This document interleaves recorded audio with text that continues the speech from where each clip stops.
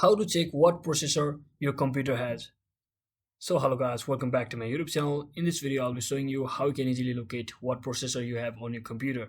So to find out, first thing, just head over to your start menu and simply right click on it and click on this run bar over here. So just type in the following, that is MS Info 32, and simply click on OK. So once you click on OK, you can see a window will pop up where you can see all of your detail about your computer, including your processor over here. So I have i5 Intel Core processor with 8 logical processor and 4 cores.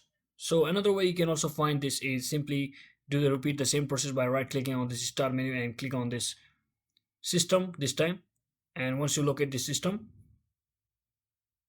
you should see all of this information about your computer from over here as well, but in the basic version. So that is it for today guys. I hope this video was helpful. If it was, don't forget to like and subscribe to the channel. See you on the next one.